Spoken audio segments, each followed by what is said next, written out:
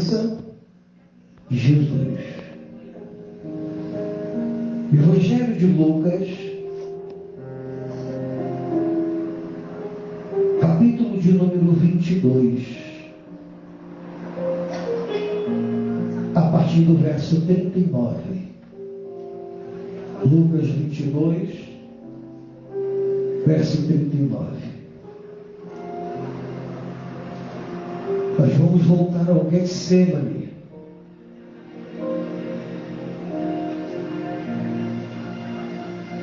Momentos que antecediam a crucificação. Eu quero que você se coloque de pé, por favor. Lucas 22, 39 diz assim: e saindo, foi como costumava para o Monte das Oliveiras. E também os seus discípulos o quê? O seguiram. E quando chegou àquele lugar, disse-lhes: orai, para que não entreis em tentação. E apartou-se deles cerca de um tiro de pedra. E pondo-se de joelhos, orava, dizendo: Pai, se queres, passe de mim este cálice. Todavia, não se faça a minha vontade, mas a tua. E apareceu-lhe um anjo do céu, que o confortava. E posto em agonia, orava mais intensamente. E o seu suor tornou-se em grandes gotas de sangue, que corriam até o chão. E levantando-se da oração, veio para os seus discípulos, e achou-os dormindo de tristeza. E disse-lhes: por que estáis dormindo? Levantai-vos e orai, para que não entreis em... Jesus, ele sempre alerta de tudo o que vai acontecer. Você vê que essa palavra é uma palavra reveladora do Espírito Santo,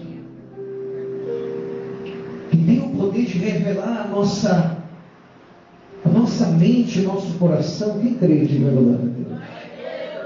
Feche os seus olhos. Senhor meu Deus e Senhor meu Pai, a sua palavra vai ser explanada aqui nessa manhã. Esse culto de Santa Ceia, que o homem diminua, o teu espírito cresça. Abra, meu Deus, o entendimento da tua igreja e nos alimenta com o teu espírito, em nome de Jesus. Amém? Tome seu assento. Mudamos ao Getsemane, momentos que antecederam o maior propósito de todos os tempos, que foi o justo pagando um preço pelos injustos, que somos nós, o santo pelo profano, pelos que injuriaram a Deus, pelos que insultaram a Deus. Vemos no Getsemane e vemos aqui, meus irmãos, uma guerra espiritual. Uma guerra onde o olhar físico não consegue alcançar. Uma guerra ao qual, fisicamente dizendo, você entra e não vê absolutamente nada. O Getsemane, esse jardim mais conhecido como Jardim do Getsemane, Ele representa nesse momento uma hora de decisão, uma hora de posições espirituais. Aqui estava uma decisão muito grande a ser tomada. Haviam ali miríades de legiões de demônios trabalhando opostas contra a vontade de Deus. Havia uma ação maligna tão grande ali que o clima espiritual era muito pesado. Tão pesado era que os seus discípulos, eles não tinham força para abrir os olhos. Um sono terrível apoderou deles, ao ponto de tristeza, de angústia, de dor, o campo do inimigo. Você sabe que o diabo, ele é o promovedor de todas essas situações: pavor, espanto, agonia, tristezas, angústias, vontades de desistências. Fazer você decidir na hora em que você tem que ir cumprir a ordem de Deus. Eu chamo esse Getsemane de vale de decisões, onde lembra o último Adão, o primeiro Adão, ao qual também estava embutido num jardim. Só que lá não era o Getsemane, era o jardim do Éden. E ele usufruía de tudo aquilo que era do bom e do melhor. Mas deveria guardar consigo a coroa, a aliança com Deus, para estar imunizado e poder comer da árvore da vida. Meus irmãos, houve lá no Éden uma guerra espiritual, uma guerra onde Adão ele não se deu conta, e por ele não vigiar, ele perde aquele combate, e por perder aquele combate, expulso de lá. A Bíblia conta que na mesma hora querubins foram colocados no Éden. Uma espada inflamada, ela rodeava a árvore da vida. O homem não poderia usufruir mais da árvore da vida, perdendo então o seu direito de estar diante da face de Deus continuamente, todos os dias, perdendo várias situações, vários benefícios, por ignorar a guerra, por ignorar o mandamento, a lei, por não se esforçar em obedecer a palavra de Deus. Você sabe que a Bíblia diz que o inimigo de nossas almas, ele atua nos filhos da desobediência. E se eu e você não procurarmos se esforçar para obedecer a palavra de Deus, o inimigo ele tem posse em nossas almas. Observa-se que Adão, ele não se esforçou, ele não se preocupou, ou talvez achou que era um blefe, não sei. Eu não sei o que se passou na cabeça de Adão, mas quando Deus criou o Éden, o jardim do Éden, quando Ele plantou o jardim do Éden, antes de introduzir Adão, Ele disse: Adão, existem duas árvores lá, uma livremente comerás, é a árvore da vida. Só que a outra árvore tu não comerás. Antes de Deus colocar Adão lá, o Senhor havia avisado tudo aquilo que ele não poderia fazer. E de repente, eu não sei se ele achou que Deus estava de brincadeira. Você sabe que as palavras têm poder. É verdade ou não é? Você já viu que pessoas morrem por aí e outros dizem, eu falei isso era de brincadeira. Aí quando viu o outro já morreu por causa de um mal falado. É verdade ou não é, igreja? Só que Deus não estava brincando com Adão. O maligno, ele trava essa guerra naquele jardim, onde o mal persuade, ludibria e convence aquele casal, representando toda a humanidade, todos nós, a desobedecer a ordem de Deus, a não cumprir aquilo que o Eterno decretou, ordenou. Adão se esforçou para saber ou para resistir. Conta-nos a palavra: sujeitai-vos a Deus, resisti ao diabo, e ele fugirá de vós.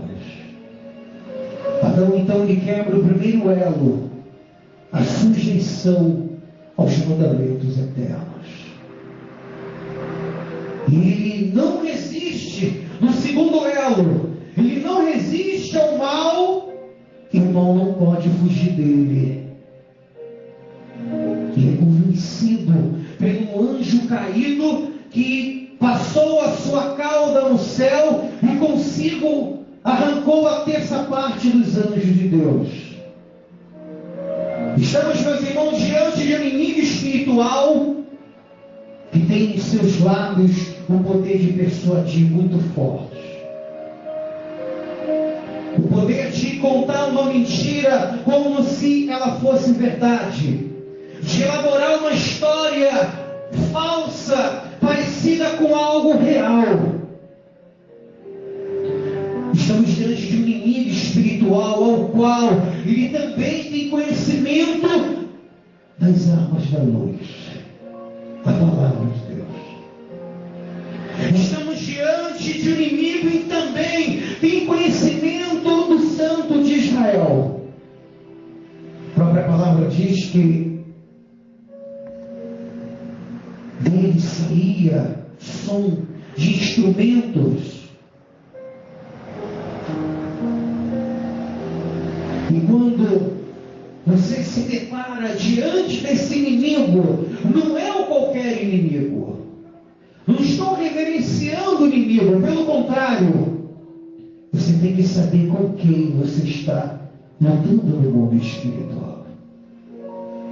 O inimigo onde que diz a muitas pessoas, olha, você não precisa estar na igreja, você já é a igreja. Estamos diante do inimigo onde propaga o falso evangelho, dizendo, não, você pode pecar, você pode cometer o pecado, a iniquidade. Antes de morrer, você dobra o teu joelho e pede perdão a Deus. Aí muita gente diz, é verdade, eu posso fazer isso, eu posso cometer tudo que é ruim, eu posso me inclinar ao pecado, eu posso me inclinar à avareza, eu posso me inclinar ao adultério, à fornicação, e antes de morrer eu peço perdão a Jesus. Você está diante de um inimigo em que pega a Bíblia dentro da tua casa e diz, por que você não pode ter isso aqui dentro da tua casa? Ele usa textos paralelos e o fez com o próprio Filho de Deus. Diante da palavra de Deus no deserto, ele tentando corromper a obediência de Jesus ao Pai Celestial. Meus irmãos, estamos diante de um inimigo aonde Deus não vai tirar ele diante de você, porque a sua integridade está sendo obstada. Deus vai permitir ele vir no deserto da tua vida e te afrontar e te assolar de repente. possa imaginar, para ver onde está a sua integridade diante de Deus. Se sujeitas a Deus, ou se você vai fazer como o primeiro Adão, quebrar o primeiro elo da sujeição, da extrema confiança, daquilo que foi colocado de particular na mão de Adão. Ele disse: olha, Adão, esse jardim é meu, eu vou te colocar aqui para lavrar, para cuidar daquilo que é meu. E a gente só coloca coisas particulares da nossa vida, porque é nosso, em pessoas de confiança. Então tudo indica que pela palavra de Deus, pelo discernimento espiritual, eu entendo que Deus confiou em Adão. Porque se não confiasse em Adão, não entregaria o jardim do Éden. Então Deus coloca nas mãos de Adão algo particular, acreditando que Adão não quebraria o elo da sujeição. Adão está aqui e eu sei, ele vai manter aquilo que eu disse a ele. A confiança, a obediência, andando no alinhamento espiritual, não sendo induzido por achismos, por pensamentos alheios. Você vê que esse anjo caído, ele tem formado a igreja dos desigrejados. Quem está entendendo, diga amém. Eu não preciso estar lá. Orgulho luciferiano. Eu preciso estar lá, recebendo a oração dos irmãos da igreja. Ainda que sou, pela misericórdia de Deus, ministro do Evangelho, eu dependo de cada oração que fizerem aqui. Do mais simples ao mais forte, de todos eles, eu dependo da oração. Eu preciso estar lá. Mas lá tem problemas, pastor. Os membros são problemáticos. Eu sei. A gente, infelizmente, está diante de uma humanidade, de uma geração perversa e má. Nós temos que lutar para sair da má natureza. Eu preciso estar lá. Existem pessoas que estão fugindo daqui, eu já vou entrar lá, do Getsemane, o jardim da decisão. É onde você vai ou você racha. Muitos estão desistindo. Mas preste atenção, foi fácil demais para o homem ser expulso de lá. Vendeu barato. Tem gente que vende barato a derrota, igreja.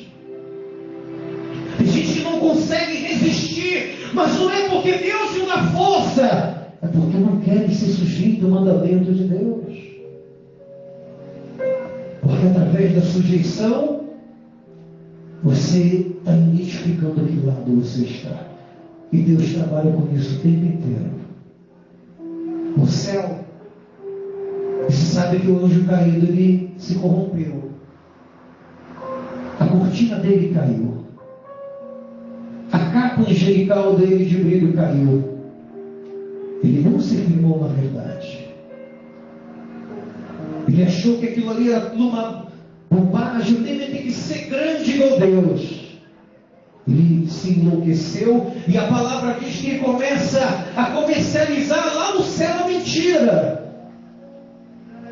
Eu sei que Deus, ele poderia ter passado uma espada e ter tirado aqueles anjos que feriram a sua santidade no céu, e ele não fez. Mas por que ele não fez, pastor? Porque existia uma outra parte em que Deus precisava ver aonde estava o coração deles. Era o teste de integridade. Era para saber se eles se sujeitariam a Deus e resistiriam ao mal, ou se eles se entregariam de vez. Mas graças a Deus, que a outra parte angelical usou a cabeça. A outra parte angelical teve a percepção espiritual que o mal estava ali tentando corromper eles também. E disseram: não, Miguel e seus anjos lutaram contra o dragão e contra a serpente. Eles foram expostos no céu. Eles passaram nesse teste. Todos passam nesse teste. O teste de integridade espiritual, onde a sua integridade ela vai ser testada para ver onde está o seu coração. E Deus, Ele é profundo nessa sondagem, igreja. Ele te coloca em desafios, Ele te coloca em missões, Ele te coloca em várias circunstâncias, Ele te coloca diante desse mundo sombrio, tenebroso, para saber se você vai ou se você racha. O mal que convenceu a terça parte dos anjos estava no deserto tentando convencer Jesus de parar. O mal que tentou convencer toda a classe angelical e a terça parte lhe rastou, ele vinha com propostas do inferno aqui na terra, corrompendo homens e mulheres através de falsas promessas, de mentira, de engano, de um reino terreno. Ei, eu venho te dizer, a nossa matéria ela vai morrer. Uma hora o fôlego de vida vai ser cortado e tudo vai ficar aí. Tudo vai ser devolvido à própria terra. Mas está em pauta a nossa alma. E então Jesus está no Getsemane, o segundo Adão. Ele vai passar pelo mesmo teste de integridade. Ele vai passar pela mesma triagem. Ele vai receber toda a glória nos céus e terra. Mas antes disso, ele vai passar por essa triagem. Porque aqui tem duas lutas. A luta contra os demônios e a luta contra a própria natureza humana. A carne é oposta à vontade do Espírito Santo. E isso está provado aqui no Getsemane. Uma brecha que Adão deu, uma lacuna que ele abriu, um fiapo. Ele trouxe maldição de geração em geração aqui na terra. Tudo foi afetado. Tudo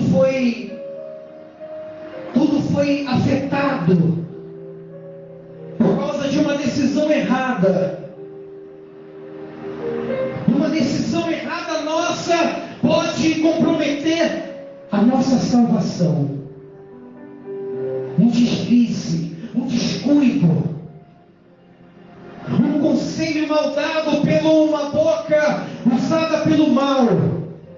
Você pode ter teu nome riscado em segundos do livro da vida e desconhecido do céu, ao ponto de tudo aquilo que você e eu fizemos ser desconhecido diante de Deus. Deus disse a Ezequiel: no dia em que o justo pecar, tudo aquilo que ele fez não será levado em conta. É muito perigoso, é muito cauteloso. Você está andando numa terra onde está cheio de minas. E se você pisar, você vai explodir. Com muito cuidado, com muita cautela. Diante de um arquirrival que é um espírito, você não está vendo ele, mas ao tempo todo lançando setas na mente, lançando opressões, lutas, tentando te sobrecarregar, tentando te afligir, tentando te angustiar, tentando te apavorar. Tudo para você quebrar o primeiro elo, a sujeição a Deus.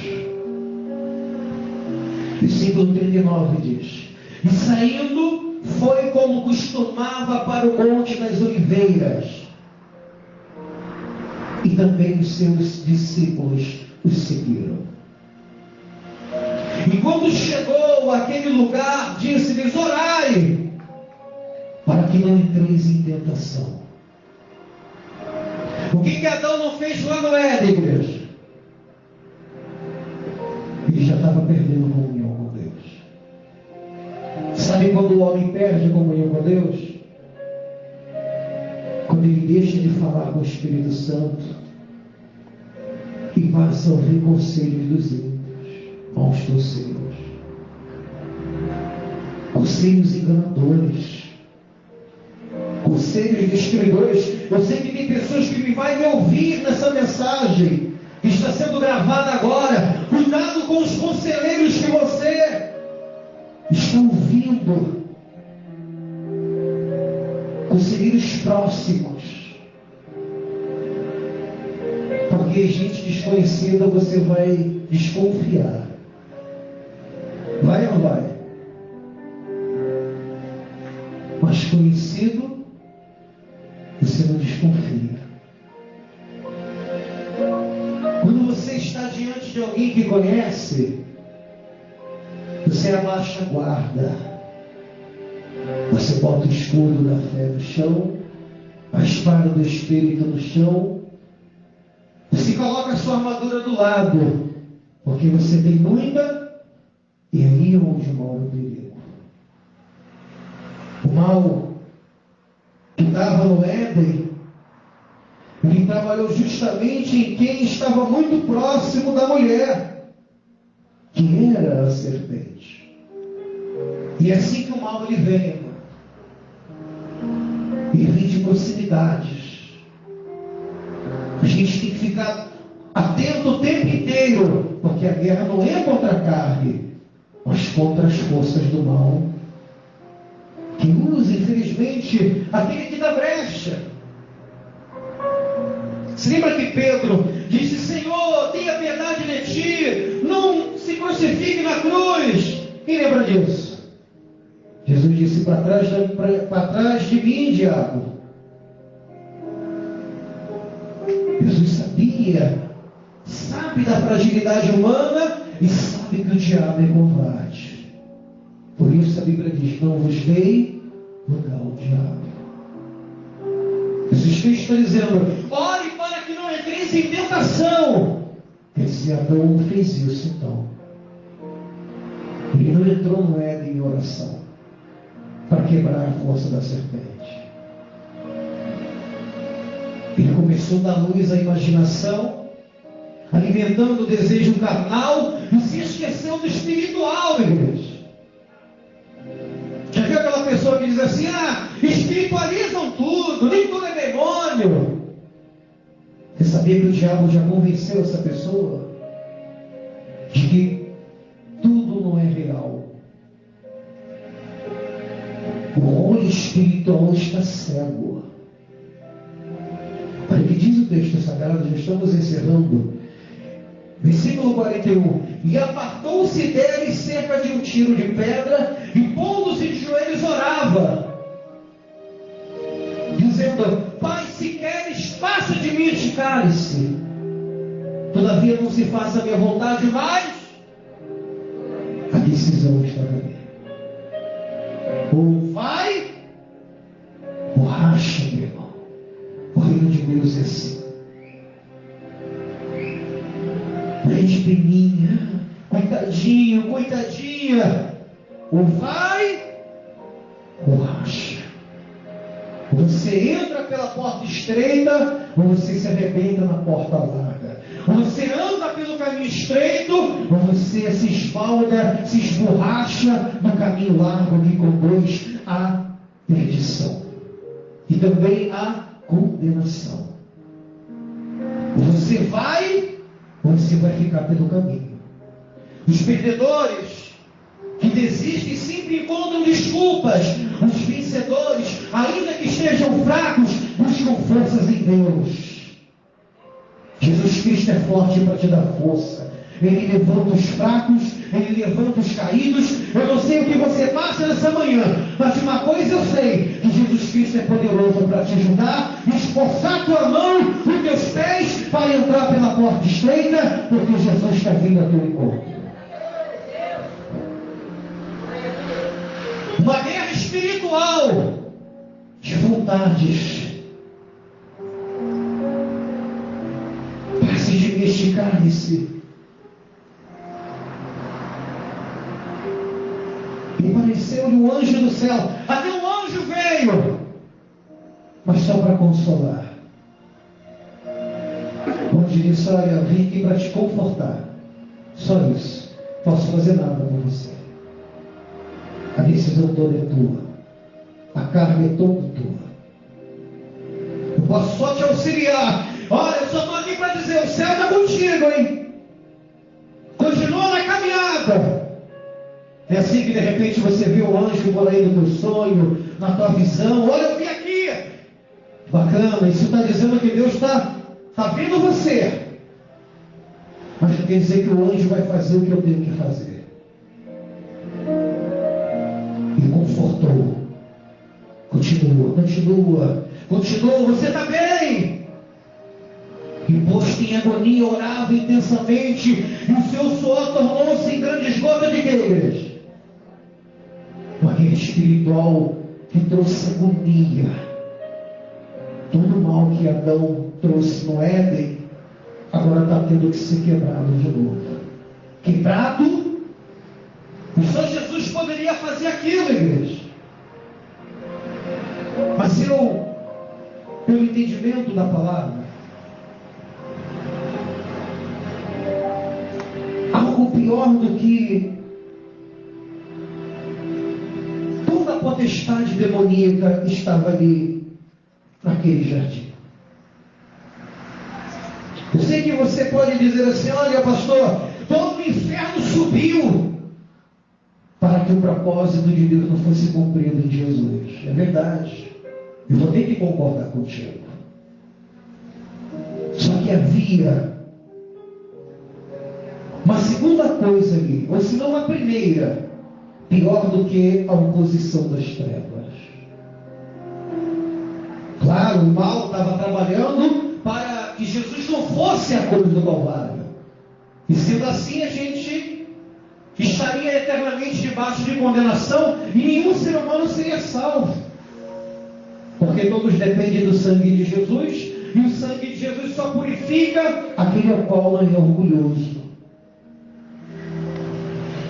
Havia algo ali em que ele disse: se possível for, apasse de mim este cálice. O cálice da ira de Deus. O Salmo 75 diz assim: a ti, ó Deus, glorificamos. A ti damos louvor, pois o teu nome está perto. As tuas maravilhas o declaram. Quando eu ocupar o lugar determinado, julgarei retamente.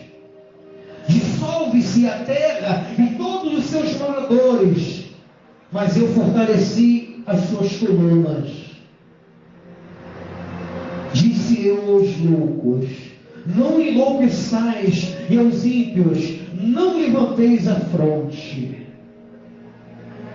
Não levanteis a vossa fronte altiva, nem fareis com cerviz dura. Porque nem do Oriente, nem do Ocidente, nem do deserto vem a exaltação. Mas Deus é o juiz, a um abate e a outro exalta. Porque na mão do Senhor há o que, igreja? Há um cálice, diga cálice, cujo vinho ferve, cheio de mistura, e dá a beber dele. Certamente todos os ímpios da terra sorverão e beberão o quê? As suas fezes. Então nas mãos de Deus estava ali o cálice da ira de Deus, que será derramado sobre o pecado. E uma vez que o pecado está sobre mim, eu estarei debaixo da ira do Eterno. Então toda essa ira, ela seria dispensada no Cordeiro. A ira de Deus foi desviada de mim e de você para o Cordeiro, o expiador. Por isso Jesus está dizendo: Pai, se possível for, passe de mim este cálice. Não é que pior que enfrentar o próprio diabo e suas legiões? A ira de Deus é muito terrível, porque a legião de demônio, eles são bravos, mas Jesus tem poder sobre eles.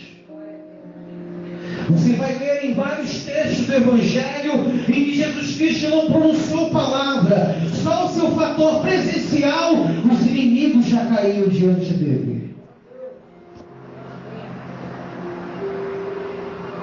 O inimigo, é claro, atacando a natureza humana caída, tentando ludibriá-lo, mas ele sabia que o pior era o cálice da ira de Deus. E ele está dizendo: meu Deus, passe de mim este cálice. Porque uma coisa terrível, até o cordeiro lhe pediu: passe se possível. Mas se não, todavia, seja feito como tu queres. Ainda há quem não goste de Jesus, igreja. Ainda há pessoas que é induzido à ignorância espiritual. Olha o que Jesus ele fez. Ele se serviu de um para-raio. Ele serviu para cada um de nós de para-raio. A ira de Deus foi derramada ali na cruz. O inferno veio intenso. Eles ali chicotearam, eles ali fizeram tudo que você possa imaginar de ruim contra Jesus. A ira de Deus sendo derramada sobre ele. Essa é a pior hora da vida de Jesus. De consertar aquilo que errado no Éden. A integridade dele está sendo testada. Primeiro elo, qual é, a igreja? A sujeição a Deus. Vamos ver se ele não vai desistir na hora da agonia, na hora desse tormento, na hora de decidir.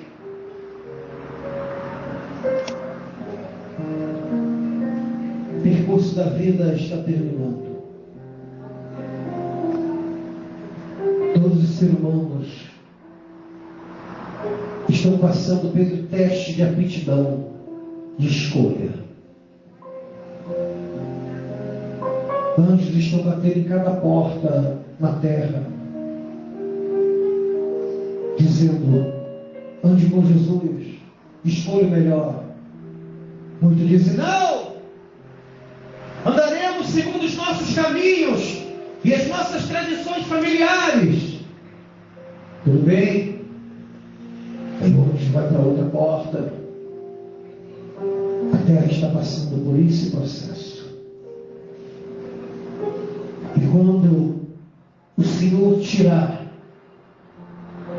o Senhor fechar essa porta da graça, um favor que nós não merecemos, conquistado pela perseverança, pela integridade, pela obediência de Jesus de Nazaré,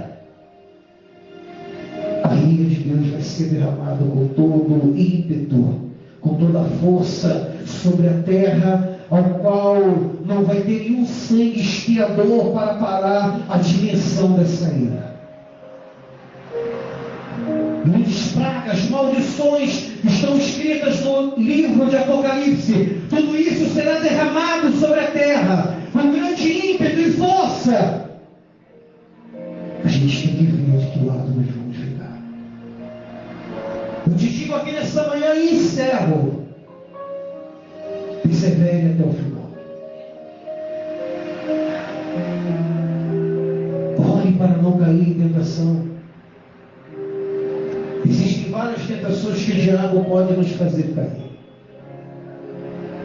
Lembra? A falta da oração no jardim, as influências do mal ficaram mais fortes. O desvio do pensamento. E assim por aí vai. Jesus está voltando. Ele está às portas. Ele quer nos reconduzir ao jardim novamente. Mas para isso, Você vai ter que fazer como ele fez. Está orando, guerreando contra toda essa força, e quer quebrar o primeiro elo na tua vida, a sujeição a Deus, aos mandamentos de Deus. Ele quer quebrar essa aliança da sujeição, como fez com Adão. Vamos lá, vamos tentar erros.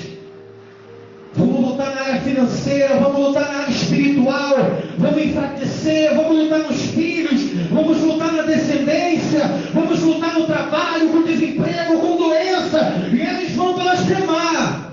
É assim que o mal vem, com toda a força de destruição, tudo para você quebrar o primeiro elo e dizer: quero saber de Jesus coisa nenhuma. É muita luta, é muito sofrimento no Evangelho. Quando estava no mundo não era assim. É tudo isso que o diabo quer ouvir. O sentimento de revolta contra Deus, o espírito luciferiano se manifestando, de se rebelar contra Deus e quebrar o primeiro elo, a sujeição a Deus. Adão quebrou e também quebrou a cara. Se eu quebrar o primeiro elo, eu vou quebrar a cara. Quebrando a cara, vou para o inferno, e essa é a realidade. Porque rejeitei o conselho de Deus. Vamos se colocar de pé e aplaudir o Senhor.